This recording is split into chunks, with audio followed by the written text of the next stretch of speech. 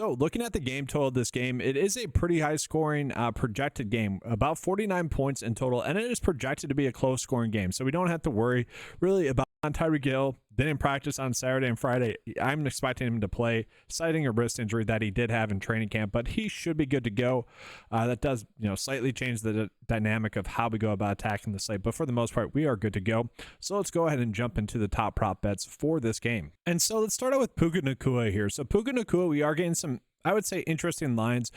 His line for receptions is set at 5.5 in this game. And the reason why I find that a little bit interesting is Cooper Kupp's line's at 6.5. And I don't know. I don't really see a difference in those two. I think that kind of Puka Nacua getting thrown out of that game yesterday is kind of a good, or last week is kind of a good thing for him for this game, because didn't re-aggravate anything injury-wise. The snaps that you saw 2 weeks ago was not as much as we'd want.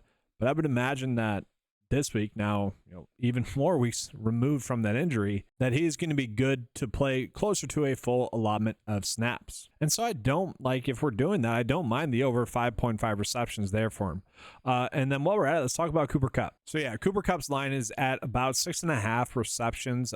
Some are giving it around 5.5, where he's massively favored to get the over. Some are giving it at 6.5, where it's about a 53% likelihood. But the fact of the matter is, there is a discrepancy in the line. So chances are, yeah, he probably will get 6 receptions is what this is telling us. But I really, it's weird. I do think he's going to have another good game, and I expect him to have another good game. Just Puka Nacua being active in this game does change the variable a little bit, and most likely being good to go. If you are betting the Puka Nacua over receptions, I don't mind the idea of pairing the under Cooper Kupp receptions with that. I think that's a decent route to go. That's a route that I'll be going. For what it's worth, guys, we are seeing a big prop line difference for Cooper Kupp and his fantasy score between PrizePicks and Underdog.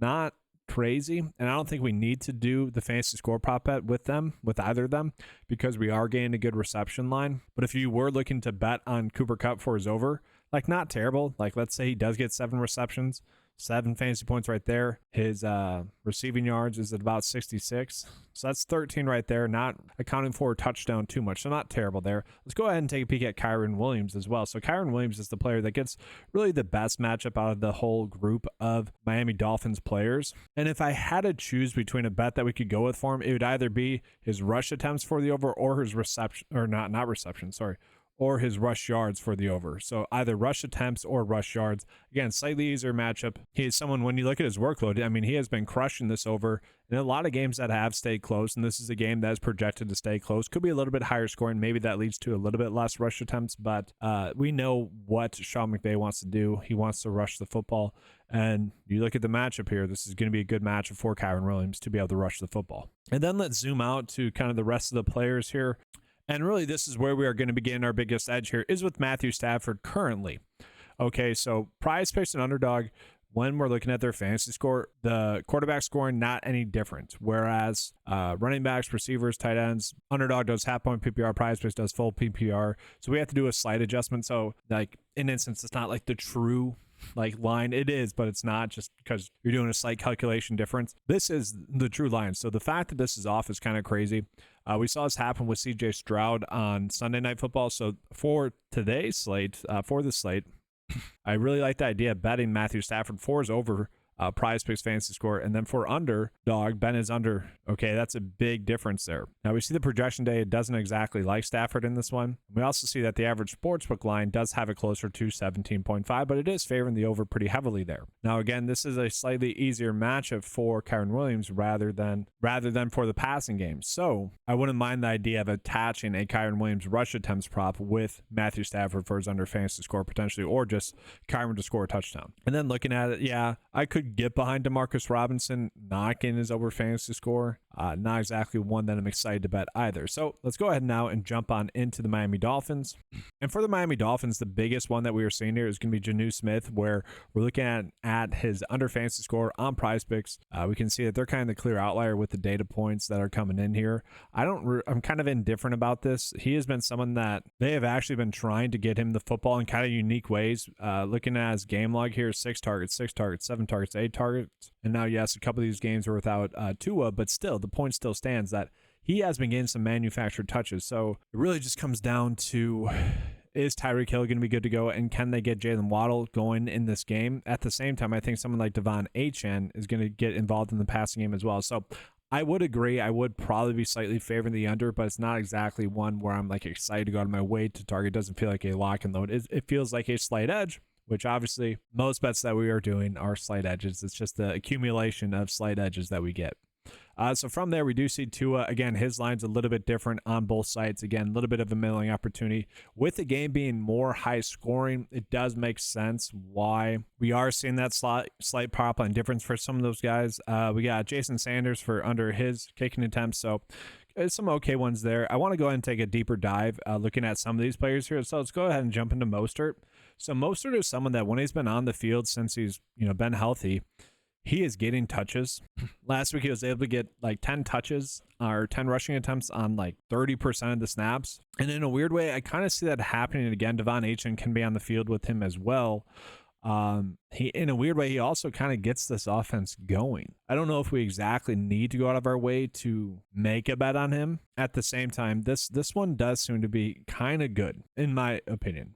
Like maybe more of a traditional sportsbook bet rather than a bet that we're going out of our way to target. Now, I do want to talk about ODDSJAM. I really wish we were getting some sort of receptions props for him, because I think that's where we probably would get our most value, or even receiving props for him on PrizePicks. And on Underdog, we're not getting that as well. And the reason why I like that is we can see is like passing game involvement, 6 receptions, 8 receptions. The passing game usage has been there again for him. And so I do think chances are that he will have a good game. It's just with Mostert kind of looking good as well, do they need to use him in the like traditional running back role, or are they going to continue to try to split him out a little bit more and have him do that? I think that they'll do more of the latter there. So I would rather target some receptions props if we get them. Like, is it crazy to want to bet like 4.5 receptions if that's the line that we get? I don't think so. So let's talk about Tyreek Hill. So the targets have been there for him. Really just one terrible game in terms of targets. Obviously, Tua being there for him as the quarterback is a big bump for his production, or should be at least. And if you look at the matchup here with the Rams, their weakness is more in the secondary. So I could see Tyreek Hill having a good game.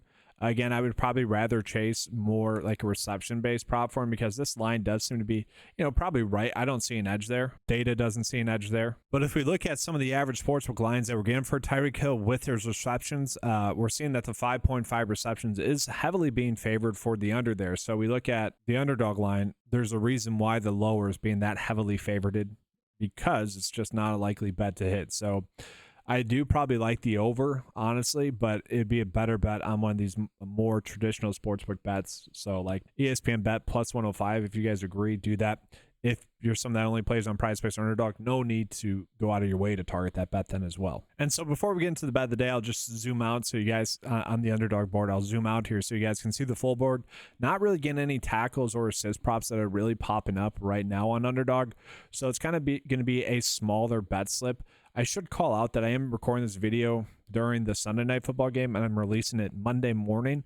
Hopefully that doesn't make some of the bets that I'm calling out obsolete. I have to do that because just how YouTube works, and it kind of sucks. So hopefully the bets are still there, but that's why I wanted to give you guys the deep dive. But before we get into the bet of the day, do just want to call out the promo code on the website. Use the promo code Keep Cashing, get 20% off your first 9 to 5 membership. Turn that $10 membership into $8 for the first month for new or returning 9 to 5 members. So let's start out with the Underdog bet slip here. So again, we have some milling opportunities, specifically with Matthew Stafford. Again, hopefully that is still there for you guys in the morning when I post this video.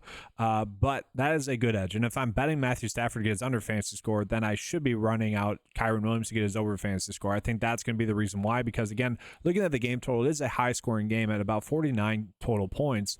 And if that occurs, then I think, if Stafford is not succeeding, it's going to be because Kyren Williams is just eating up those touchdowns. You could bet his anytime touchdown, but that's only a 0.8x payout. Really not worth it at that point. So from there, guys, Tua for his under fantasy score, not as in love with that one, honestly. But I didn't really like any of the other bets that we had as well here. So again, maybe if we get ODDSJAM receptions, potentially that you could sub in. But we're always at the mercy of the board, and that's where the board's at right now when I'm doing this video. So I should make it clear, guys, I do like the over on PrizePicks a little bit more for Tua. Okay, so I want to make that clear. And then I actually like the under a little bit more for Matthew Stafford on Underdog. The average sportsbook line that we're pulling in does agree with that as well. For this, I did go with the Janu Smith under fantasy score. Again, I don't particularly love that. Vegas is seeing something that I'm not seeing, and they're typically right, so I'm just going to trust them here. If you wanted to do a 2-slip bet and just try to hit the middle with Tua and Stafford, you could.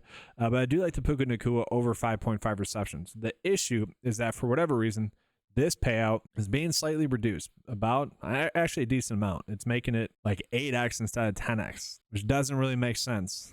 And I know it's because I'm putting Puka over 5.5 receptions with Stafford. Stupid, because this wouldn't correlate, right? This doesn't really correlate, so dumb there. If you guys can figure out a way to make it work that you guys like a little bit better, by all means, go for it. All right, everyone, that's going to be it for this video. Make sure to give a like and subscribe to the channel. That does help out a lot. Comment your guys' favorite prop bet as well. That does help out the channel, but it also will help out other people that are watching this video. That's the nice part about prop betting, is just we can always be helping out each other. All right, thanks for watching, guys. Good luck, and as always, let's keep cashing.